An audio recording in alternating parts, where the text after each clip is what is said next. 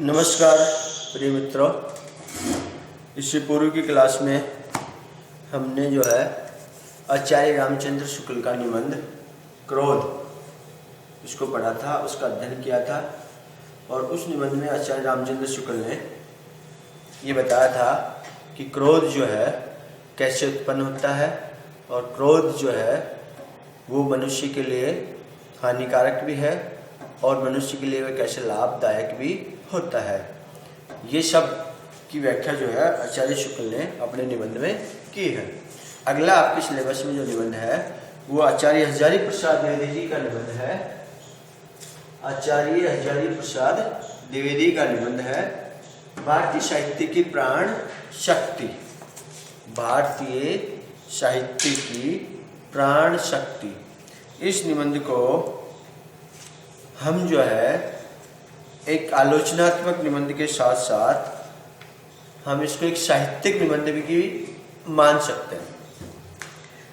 इसकी जो है इस निबंध में मूल रूप से ये बताया गया है कि भारतीय जो साहित्य है उसको शक्ति कहाँ से मिलती है या उसकी शक्ति क्या है। तो भारतीय साहित्य की प्राण शक्ति, जैसे मनुष्य की प्राण शक्ति क्या है?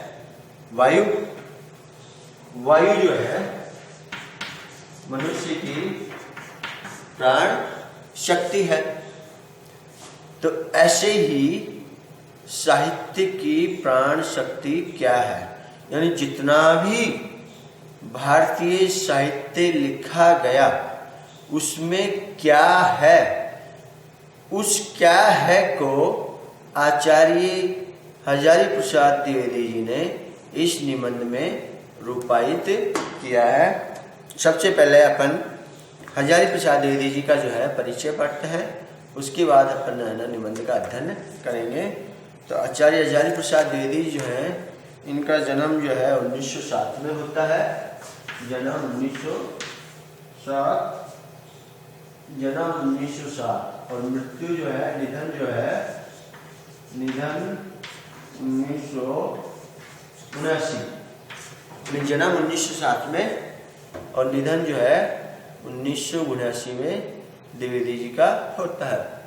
द्विवेदी जी की बहुत महत्वपूर्ण कृतियां हैं, जिनमें एक महत्वपूर्ण कृति है द्विवेदी जी की आदिकाल की भूमिका। यानी आचार्य हजारी प्रसाद द्विवेदी जी ने आदिकाल के ऊपर भी कार्य किया है। और द्विवेदी जी के ललित निबंध भी अत्यधिक जो है प्रसिद्ध हैं।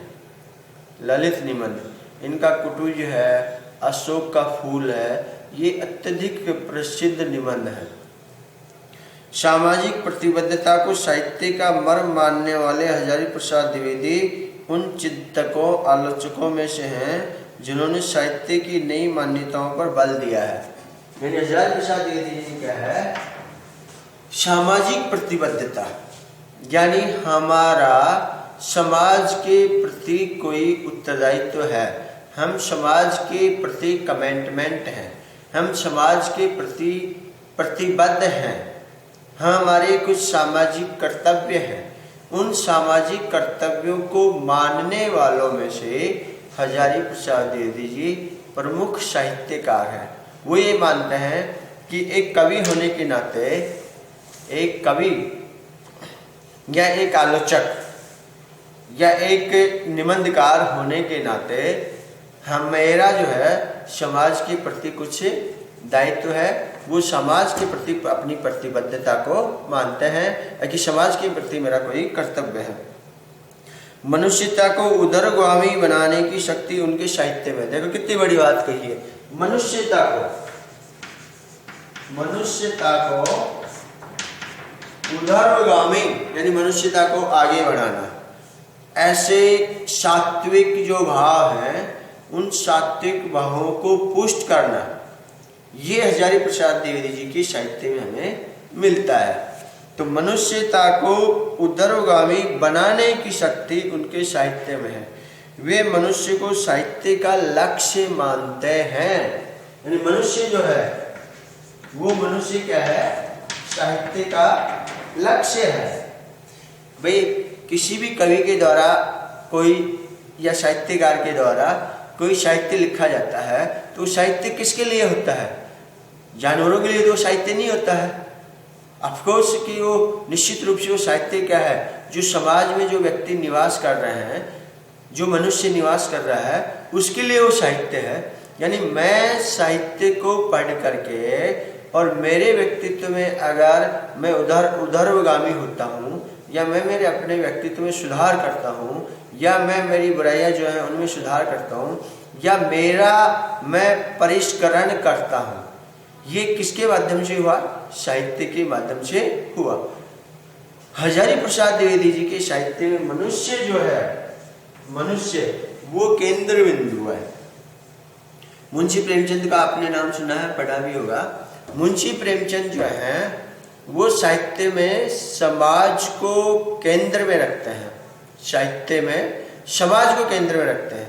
लेकिन यहाँ अपन ने देखा कि हजारी प्रसाद द्विवेदी जो है वो मनुष्य को जो है साहित्य के केंद्र में रखते हैं। जैनेन्द्र कुमार जी एक कहानीकार है, उनका नाम आपने सुना होगा, वो मनोविश्लेषक कहानीकार हैं। उनके यहाँ भी व्यक्ति जो है व्यक्ति केंद्र में होता है। यानी व्यक्ति में अगर सुधार आता है तो समाज अपने आप सुधर जाएगा। यानी वो केंद्र बिंदु व्यक्ति का मानते हैं, ये व्यक्ति है और ये समाज है, और इस समाज में जो है ये मनुष्य निवास करते हैं। तो अगर एक मनुष्य में परिष्करण होता है तो इसका मतलब है कि समाज अपने आप ही क्या हो गया? परिष्कृत हो गया। क्योंकि समाज किनसे बनता है? मनुष्य से बनता है समाज। मनुष्यों से समाज बनता है, न कि समाज से मनुष्य का निर्माण या मनुष्य बनता है। तो जब मूल जो जड़ है वो मनुष्य है, तो मूल जड़ में जब हम पानी सींचेंगे तो पौधा जो है अपना फलवित होगा, भले उसकी टहनियों को सींचने की बजाय। तो समाज को हम सींचेंगे तो मनुष्य को सींचेंगे, जो जड़ है समाज की, तो समाज भी अच्छा होगा। वे मनुष्य को साहित्य का लक्ष्य मानते हैं और मानवता के उन्नयन को ही सोद्देश्य साहित्य की एकमात्र कसौटी सिद्ध करता है। यानी मानवता जो है वो मानवता ही उनके साहित्य की क्या है? मूल भावना है, और मानवता की कसौटी पर ही जो है एकमात्र वो सिद्ध करते हैं। मनुष्य को समाज की अक्षय निधि मानते हुए उसे दुर्गति के पंकज से बचाने के साहित्य प्रयोजन की चर्चा में उन्होंने लिखा है कि समूची मानवता जिससे लाभान्वित हो, एक जाति दूसरी जाति से घृणा न करके प्रेम करे, एक समूह दूसरे समूह को दूर न रखकर पास लाने का प्रयत्न करे, कोई किसी का मोहताज न हो, कोई किसी से वंचित न हो। इस महान उद्देश्य से ही हमारा साहित्य प्राणोदित होना चाहिए। यानी ये इस निबंध का पूर्ण रूप से सार है। भारतीय साहित्य की प्राण शक्ति इस निबंध का ये क्या है? पूर्ण रूप से सार है। उन्होंने समूची मनुष्यता जो है उसको लाभान्वित करने की बात उन्होंने अपने साहित्य में की है। मैं दोबारा से इस पंक्तियों को पढ़ता हूँ कि समूची मनुष्यता जिससे लाभान्वित हो, एक जाति दूसरी जाति से घृणा न कर के प्रेम करे, एक समूह दूसरे समूह को से दूर न रखकर पास लाने का प्रयत्न करे, कोई किसी का मोहताज न हो, कोई किसी से वंचित न हो। इस महान उद्देश्य से ही हमारा साहित्य प्राणोदित होता है। यानी हमारे साहित्य को प्राण शक्ति कहाँ से मिलती है? इस महान उद्देश्य से ही हमारे साहित्य को प्राण शक्ति मिलती है। आचार्य हजारी प्रसाद द्विवेदी जी का जन्म उत्तर प्रदेश जिले के एक गांव उज्जवलिया में 1907 में हुआ। इनकी बचपन का नाम बैजनाथ द्विवेदी था। 1929 में संस्कृत साहित्य में शास्त्री और 1930 में ज्योतिष विषय लेकर शास्त्राचार्य की उपाधि इन्होंने प्राप्त की। इसी वर्ष शांति निकेतन में हिंदी शिक्षक के रूप में कार्य आरंभ किया। यानी 1930 में ये जो है शिक्षक के रूप में शांति निकेतन में जो है अध्ययन का कार्य इन्होंने प्रारंभ किया।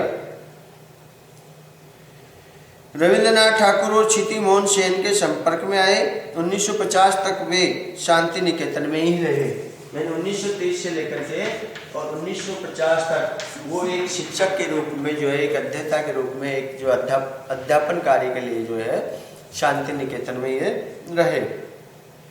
1940 से 1950 तक के दशक में डायरेक्टर के पद पर रहे। तदंतर क्रम से काशी हिंदू विश्वविद्यालय और पंजाब विश्वविद्यालय में हिंदी विभाग के अध्यक्ष रहे, यानी काशी हिंदू विश्वविद्यालय और पंजाब विश्वविद्यालय में ये हिंदी विभाग के अध्यक्ष के रूप में कार्य किया। काशी हिंदू विश्वविद्यालय और पंजाब हिंदी, वहां से सेवानिवृत्त होकर 1968 से 1970 तक हिंदू विश्वविद्यालय के रेक्टर पद पर भी रहे। 1970 से 1972 तक हिंदी व्याकरण के मानकीकरण के लिए गठित समिति के संयोजक के रूप में कार्य किया। नागरिक प्रचारणी सभा, काशी के हस्तलेखों की खोज तथा साहित्य अकादमी से प्रकाशित नेशनल बिबिलोग्राफी के निरीक्षक भी रहे। साहित्य सेवा के लिए लखनऊ विश्वविद्यालय से उन्हें डिलीट की मानद उपाधि प्राप्त हुई, यानी साहित्य सेवा के लिए हजारी प्रसाद द्विवेदी जी को लखनऊ विश्वविद्यालय से डिलीट की जो है मानद उपाधि भी इनको प्राप्त हुई। सन 1957 में राष्ट्रपति द्वारा पद्म भूषण उपाधि से सम्मानित हुए। जीवन के अंतिम दिनों में उत्तर प्रदेश हिंदी संस्थान लखनऊ के उपाध्यक्ष भी रहे। 19 मई 1979 को उनका देहावसान दिल्ली में हुआ। द्विवेदी जी ने ऐतिहासिक दृष्टिकोण से हिंदी साहित्य के विविध युगों की विवेचना की है। द्विवेदी जी ने ऐतिहासिक दृष्टिकोण से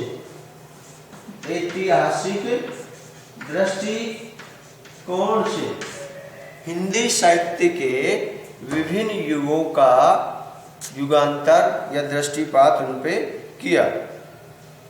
द्विवेदी हिंदी साहित्य की समीक्षा में उन्होंने उन लोगों को महत्व दिया जो साहित्य को जनवादी परंपरा को मजबूत कर सकते थे, यानी द्विवेदी जी ने अपने साहित्य में उन लोगों को महत्व दिया है जो जनवादी जो है सोच, जनवादी सोच, इस जनवादी सोच को उन्होंने आगे बढ़ाया।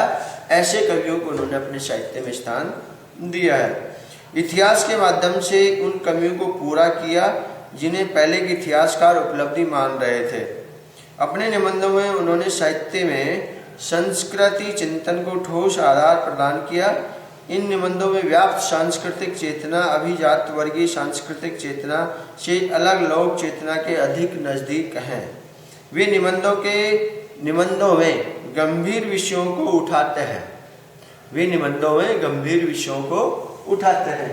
यहाँ भी क्या है, भारतीय साहित्य की प्राण शक्ति जो निबंध है ये एक गंभीर विषय है। इस गंभीर विषय को उन्होंने जो है अपने इसमें उठाया है अपने निबंध में।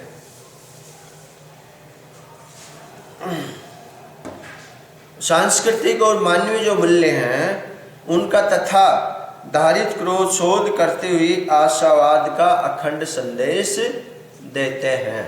आशावाद यानी मनुष्य के जीवन में एक आशा जो है, ये आशा जो है, इस आशा को कभी इसका अंत नहीं होना चाहिए। आचार्य रामचंद्र शुक्ल ने एक निबंध लिखा है आशा का अंत, यानी जिस व्यक्ति की आशा का अंत हो जाता है वो मृत प्राय ही होता है। तो हमें हमारे जीवन में इस आचार्य रामचंद्र शुक्ल के निबंध से ये प्रेरणा लेनी चाहिए।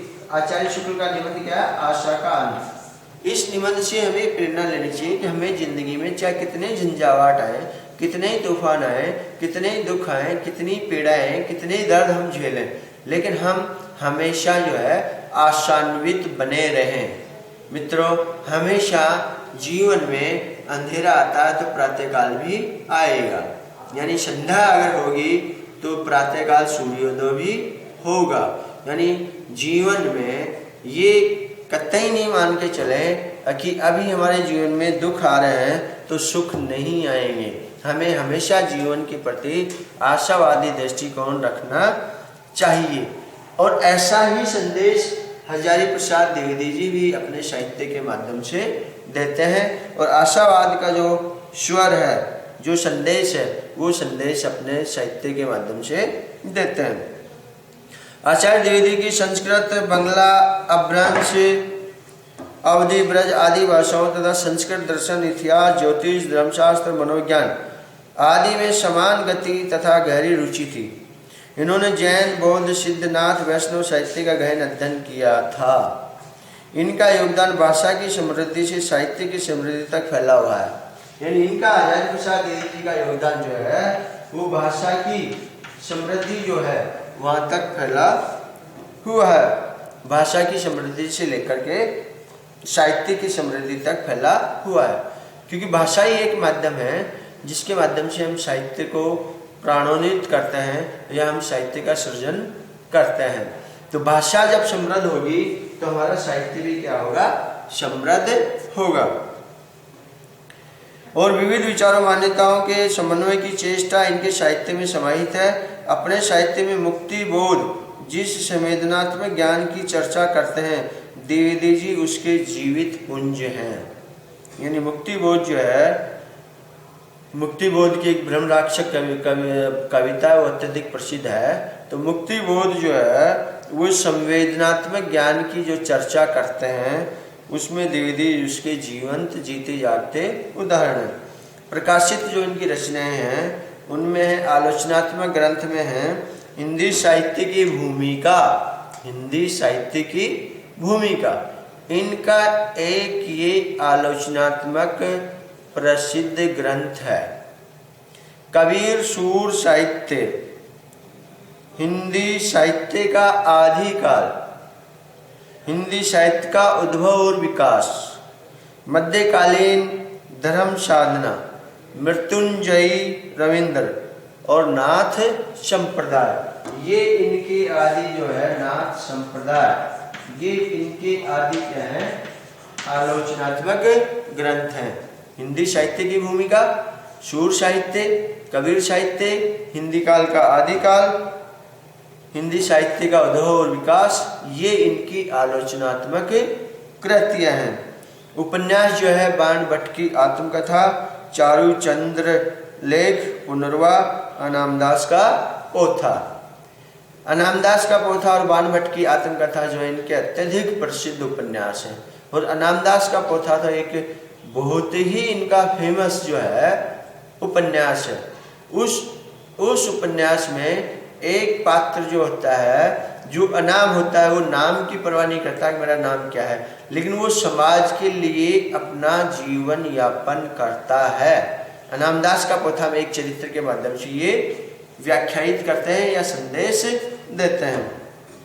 तो अगर आपके परीक्षा में पूछा जाए कि आचार्य हजारी प्रसाद द्विवेदी जी के कोई दो उपन्यासों के नाम लिखिए, तो अनामदास का पोथा, बाण भट्ट की आत्मकथा, चारू चंद्रलेख और पुनर्वा इनके प्रसिद्ध जो है उपन्यास है। निबंध संग्रह में इनके जो हैं अशोक के फूल, मैंने आपको बताया था कुटुज इनका एक प्रसिद्ध निबंध है और अशोक के फूल भी इनका एक प्रसिद्ध निबंध संग्रह है। विचार संग्रह, कुटुज, कल्पलता, विचार और वितर्क और आलोक पर्व आदि इनके निबंध संग्रह हैं। संपादित जो इनकी रचनाएं हैं वह संक्षिप्त पृथ्वीराज रासो और संदेश राशक। बहुमुखी प्रतिभा संपन्न द्विवेदी जी का संपूर्ण साहित्य राजकमल प्रकाशन दिल्ली से 11 खंडों में प्रकाशित हुआ है। मित्रों, कल जो है हम हजारी प्रसाद द्विवेदी जी का ये जो निबंध है भारतीय साहित्य की प्राण शक्ति, इसका विस्तृत रूप से हम अध्ययन करेंगे। मूल रूप से द्विवेदी जी को आप समझ गए कि हजारी प्रसाद द्विवेदी जी कैसे आलोचक हैं, कैसे वो साहित्यकार हैं, उनके साहित्य में क्या हमें मिलता है, वो क्या जीवन में संदेश देते हैं, आशावादी वो दृष्टिकोण रखते हैं, मनुष्य को वो अपने केंद्र में रखते हैं, मनुष्यता को सर्वोपरि मानते हैं और मानवता का विकास करना ही उनका उद्देश्य होता है अपने साहित्य के माध्यम से। थैंक यू मित्रों, धन्यवाद।